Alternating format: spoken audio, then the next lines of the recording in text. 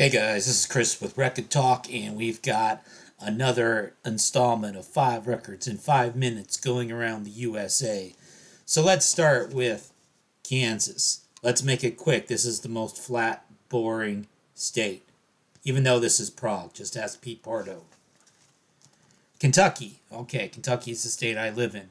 Should we go far east into a holler and play some Tyler Childers, or the far southwest tip to a bayou in the northernmost reaches of the Mississippi Delta cotton growing region with some S.G. Goodman, patron of the dollar store? Or maybe go a couple dozen miles north of Hickman to Monkey's Eyebrow for Kelsey Walden. She's doing that sort of post-outlaw country. I just made up that genre for you. Maybe you got an achy breaky heart for Hannah Montana's dad. Maybe you like the classic country with Loretta Lynn. Or you want some bluegrass with somebody like Bill Monroe. Or you're a neo-traditionalist with Dwight Yoakam. Or you're into modern country genre-bending curmudgeon Sturgill Simpson. Tell him he does country, he'll do something else, then he'll switch back to bluegrass. Or maybe you like jammy millennials like My Morning Jacket. Nah. Disembodied heads floating in a quarry.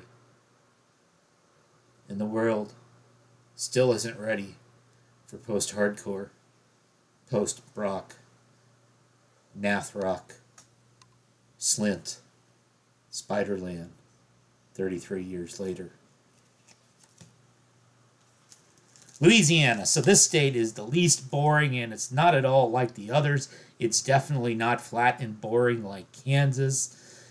They got Swamp Hunters there. They've got Louis Armstrong. They got Lil Wayne. They got Leadbelly. They got Lucinda Williams. They got artists who don't start with an L, like Preservation Hall Jazz Band. They got Pete Fountain on the clarinet. They got Rufus Thibodeau. They got I Hate God. They got Better Than Ezra. Okay, that's boring dad rock.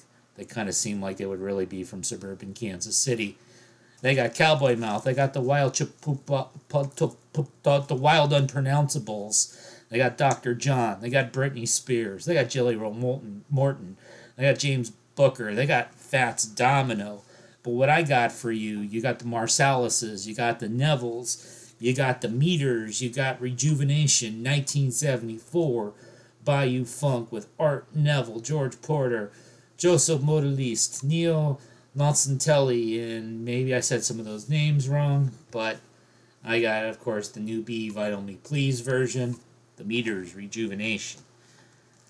That takes us up north to far northern New England, Maine. Maine's another tough state. And rather than exploiting an artist that I like who was born there but moved to another state as a young child to a state that they're actually associated with, let's go with the Cobras. And so I Want to Be Your Love. So this is one of those little known garage rock hits that end up on garage rock compilations.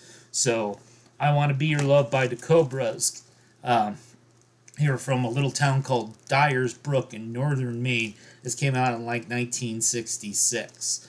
Good luck finding the single. It goes for like high 3 figures, 900 on Discogs. There is a British bootleg version of it that exists. Obviously, I'm never going to find it in the wild where I live. But of course, I do have it on the Teenage Shutdown, Jump Jive, and Harmonize compilation.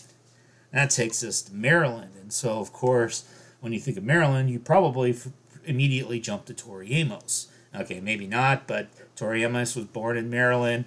She was a child prodigy. She was at that Peabody Conservatory until she got kicked out for being kind of mouthy. She was in a classic 80s big hair band, Tori Can't Read. Okay, well, maybe they weren't classic. But then she did become a classic 90s female singer-songwriter. That part I'm not kidding about. And so I've got several of her CDs, of course. She's singing. She's playing her piano.